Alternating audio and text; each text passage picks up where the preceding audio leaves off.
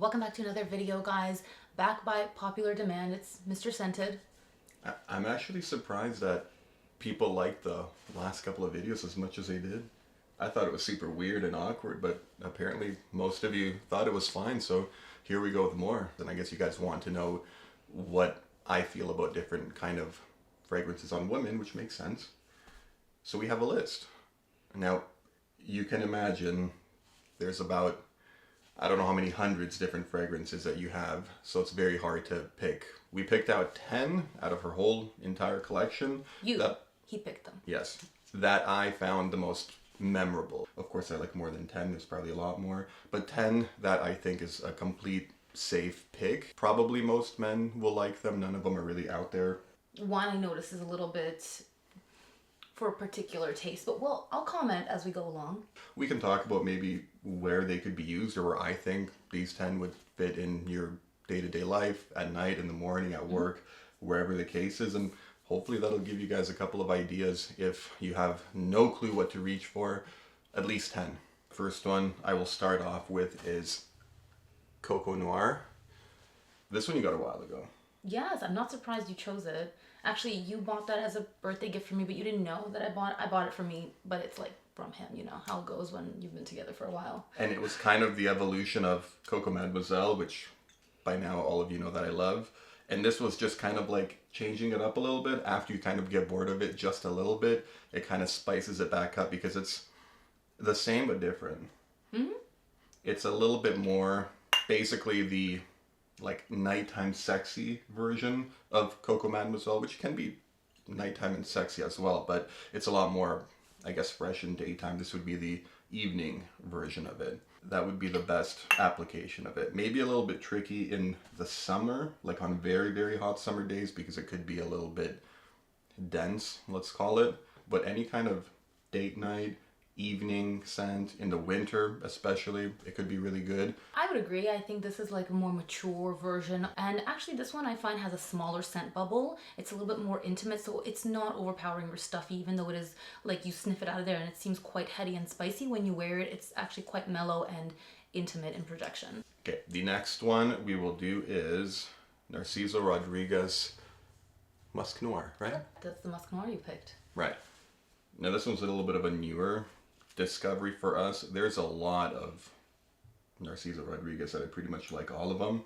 So this is going to be a bit of a tricky one. I think this one generally would be my favorite one out of all of them, but you really cannot go wrong with just about any of them, I think. But this one, in a way, similar to Coco Noir, where it's kind of like a more, I don't know, evening seductive kind of scent, but not fully. It's definitely not a freshie. It's not a freshie. But it's not as deep into the night as Coco Noir. It's funny that you say that and how perception is different, because I always found this one to be more like a professional daytime wearing scent, and I thought the Musk Noir Rose is more of a sexy evening version, but you even find this one sexy. Professional daytime, but not a freshie. Sure. Yeah, like a mature midday. Can we average it out at midday? We can average it out.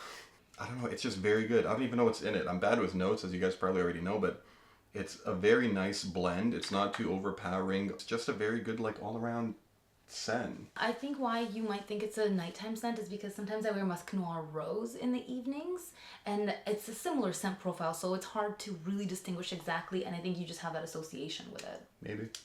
Okay, the next one we're going to do is YSL Libra. Now, for anybody that knows YSL L'Homme for men, it's like the woman version of that. That's a very interesting comment. I can see that. To me, this is a full-on everyday wear, night, day, evening.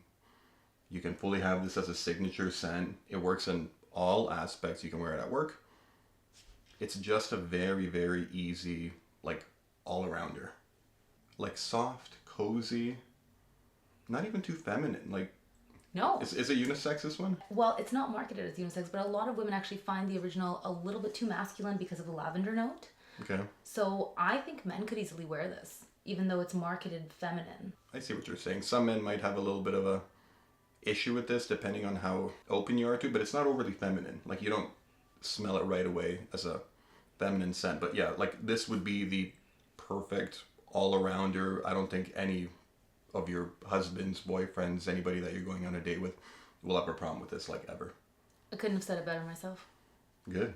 Okay, the next one will be Prada Candy Kiss. Now, you got this somewhat recently-ish. So this is not like a old school one that I've been familiar with for years, but it's a very, very good, like, fresh powdery. Not a freshy, but a fresh powdery scent. I'm not really into the very, like, deep, dark powdery ones, but a very opened up, airy, powdery scent. Very gentle. No kind of weird chemical-y things going on. It's a very nice daytime wear. Like, it smells pretty, you know? Not sexy or anything, just very fresh and just very pretty. Very easy to smell.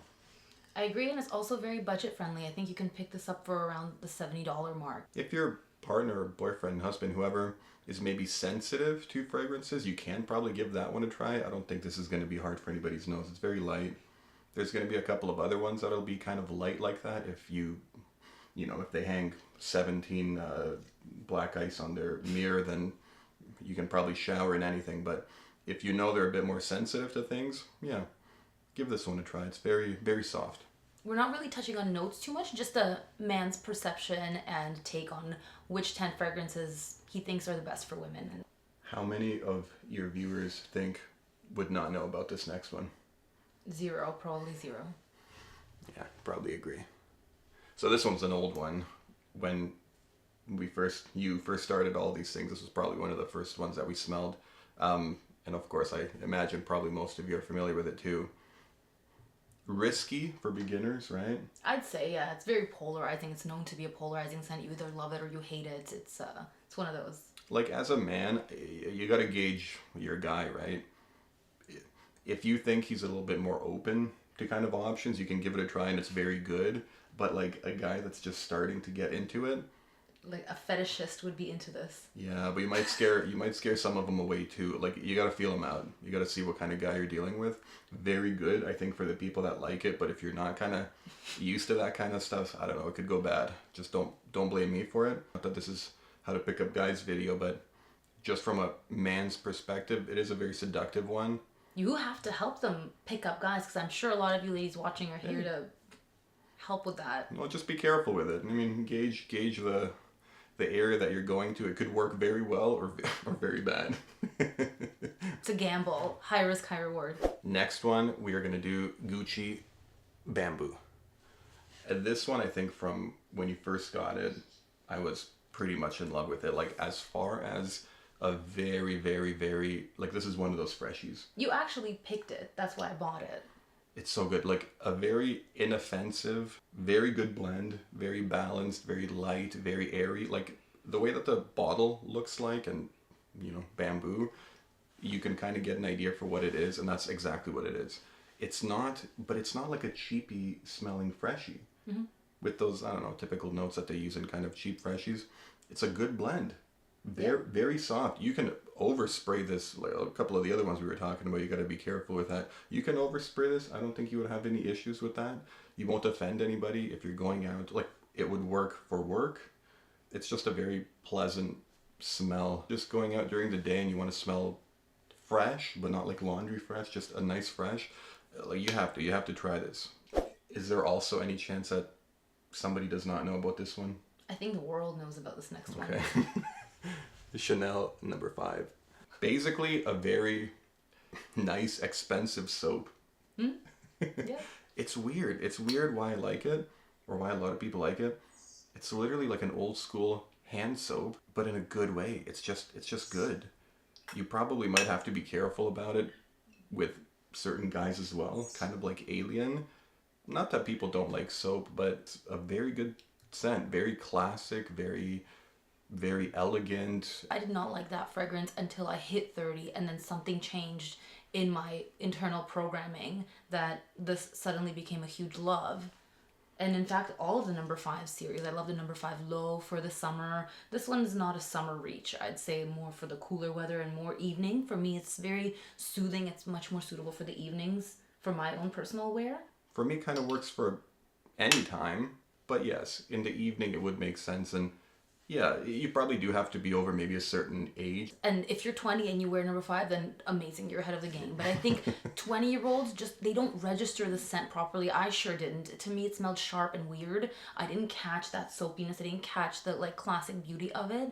Just, yeah, something changed in me. So if you guys are, when you reach 30 or if you're over 30 and you think you hate it, I highly recommend revisiting it because you might just love it now. The next one was very hard to pick because you probably have like 20 different ones of these that kind of look the same in different colors. Yes, yeah. Right? Now this particular one, La Petite Robe Noire. Is that the original? Yes, that's the EDP of the original. Okay, so the original EDP. Now, I will say about this one, and all of them in general, they're all basically good. So out of all of them, you can definitely find one that's going to suit you. Some are more evening, some are more whatever. I had to go snip through a couple of them to really remember because there's too many of them. And you actually handed me a different one. Yeah, I handed you the one you always compliment on me, and it is a discontinued one. I don't know. After I smelled that and this one, I mean, I like all of them. Again, this is going to be a very hard one to choose. But this one to me, even though I'm sure it doesn't have any tea in it, kind of like a black tea, musky kind of thing. Sort of in the same area as Musk Noir. Probably a little bit more of a evening scent. I think it might have tea in it. I'm going to have to check on the notes. One thing that I've kind of come to find out is if you go a little bit too heavy on them, they can kind of get to your head a little bit. So if you're sensitive to that kind of stuff, don't overspray too much. A scent is very nice, but you want to have just a little bit of a whiff of it. So to me, this is like not overspray friendly. Also, I did confirm while you were talking about it, you have a better nose than you think because it in fact does have tea in it. My doesn't want to focus today, but if you go on Fragrantica, you'll see it has tea. Yeah. Predominantly, it is a lot about the cherry, very cherry-centric. I was really surprised that you chose this one because you've really complimented me on the Intense, which comes in the blue bottle, and the Eau Fraiche. Yep. Those are the two main ones. I looked at what he was selecting, and I was like, are you sure you don't want this one and this one? Like, I handpicked a couple more for him to select from. And he fully did not select any of the Monguerlons, even though you always compliment me on the original and the Bloom of Rose. This one did it for me today. Maybe I was just in the mood to kind of smell like a darker tea kind of note. I'm learning things today, actually. Probably a weird one that people aren't expecting. Banana Republic. This Platinum. Zoom. Black Platinum 06. Now, this one we picked out together. Yeah. Pretty much a long time ago when we were kind of just going on to the store. And it kind of got forgotten about for a little bit because, you know, you get into other things. But realistically, this is one of the best blends I think that I've ever smelled. Ever? Like, in life? Yeah. I think it smells niche quality. Like, this is so underrated, is it not? Mm-hmm. Okay, so I can describe it as... Okay, our son just woke up. Mr. Scented is going to finish up the video, wrap it all up with a nice little bow, and I'll see you guys next time. Very hard to describe exactly why I like it so much. It's very gentle, it's soft, it's airy, but it's also dark enough to be almost like a daytime evening scent. No chemically notes at all. Just very, very, very smooth. And it's just a perfect all-around scent. I almost forgot about this for a little bit. I used to be in love with it when we first got it, years back at this point. And after I dug it up, I was kind of smelling it to see, okay, is it still... And I'm surprised I even forgot about it. It's very good. If you have a chance to get your hand on this, really do it. There's one more that we need to talk about. This is Valentino Donna.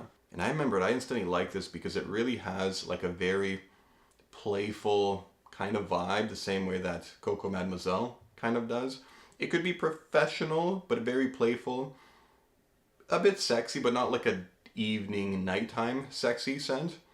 It's airy enough. You can kind of wear it as a daily fragrance. I don't think you can go wrong with doing it like that. You have to be careful maybe not to overspray too much because it can get a little bit, a little bit too much on your nose if you do it that way. Again, it's a nice blend that has a very playful kind of air to it and kind of tackles different areas, a bit professional, a bit sexy, a bit here and a bit there.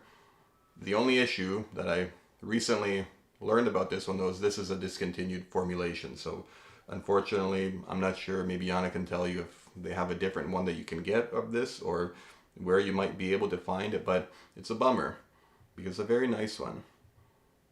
I really like this one. And that's it, guys. We lost our host because she had to get Max after his nap, so I'm going to wrap it up for you guys. In my opinion, those are just the 10 that basically throughout the years have kind of left an impression on me. Each one of them kind of do different things in different situations, and there's many different versions, like we spoke of, different ones that you can try as well.